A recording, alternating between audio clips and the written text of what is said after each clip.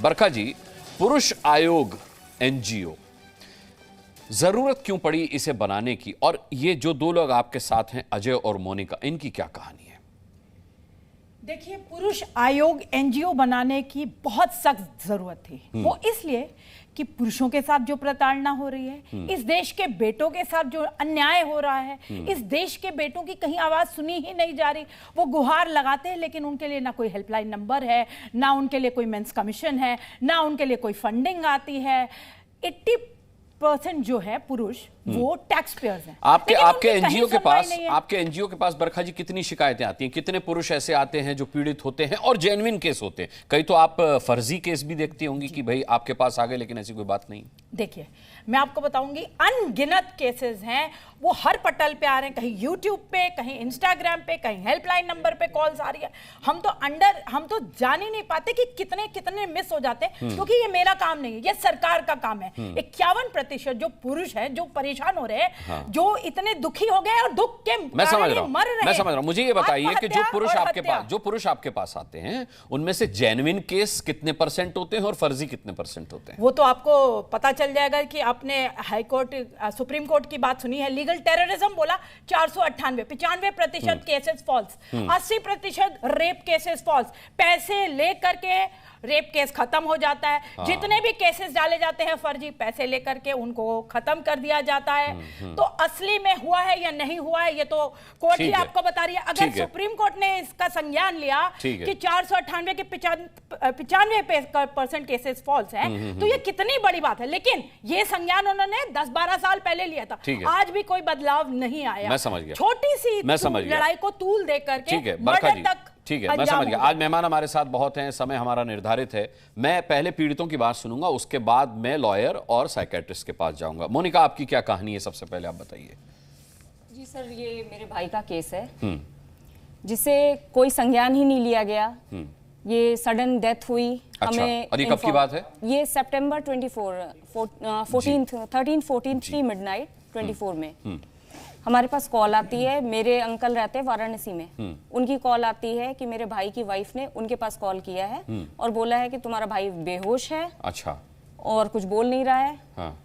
और उसको कुछ हो गया है, वो बिल्कुल बात नहीं कर रहा है। ठीक है। ये अक्सर लड़ती झगड़ती थी, ये बात पूरी फैमिली में, वाइफ उनकी। हाँ जी, ठीक है। ये बात फैमिली में 2022 के अराउंड सबको पता चली। इससे पहले कि पति पत्नी का रिश्ता अच्छा नहीं है। इससे पहले तक जो भी होता था, ये लोग नोएडा में रहते थे, फैमिली को थोड़ा बहुत पता चलता था कि लड़ाइयाँ होती हैं, किस लेवल तक, क्या इंटेंसिटी, ये नहीं पता चलता था।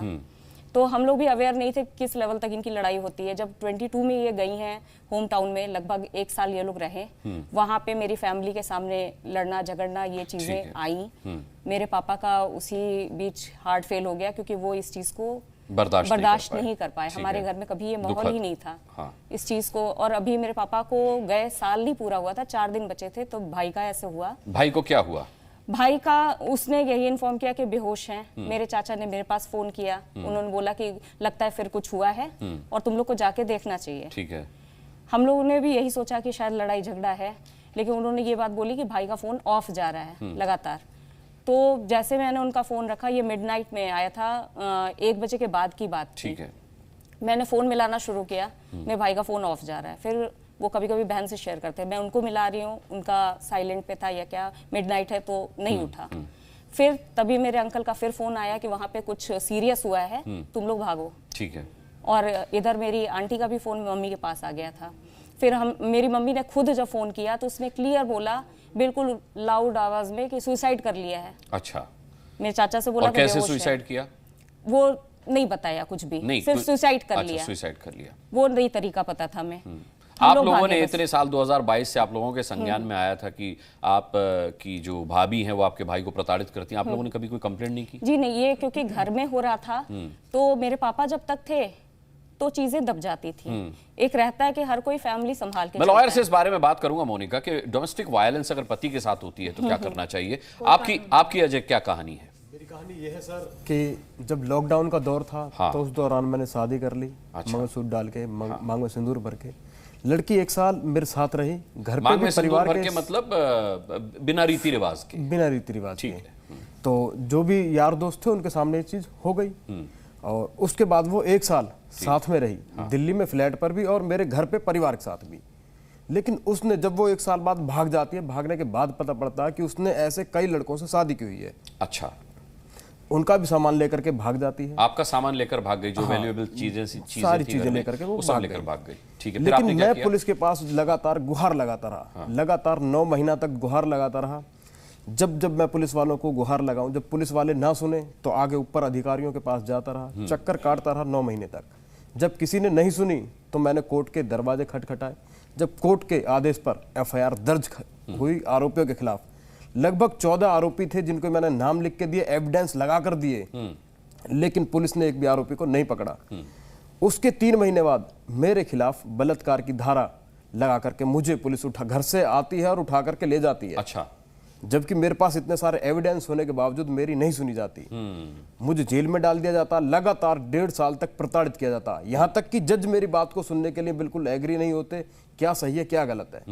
ऐसे में मैंने काफी सारे सबूत इकट्ठे किए। फिर मेरे जेल में रहने के बावजूद घर वालों ने भी एविडेंस इकट्ठे किए कि उसकी जो फर्जी आइडिया है, कहां कहां उसने शादी की है, किस किस को प्रताड़ित किया, लेकिन हर कोई लड़की समझ करके पीछे हट गया, किसी ने उसके खिलाफ मुकदमा दर्ज नहीं करा। बड़ी बात आप कह रहे हैं। ठीक है। सी न्यूज़।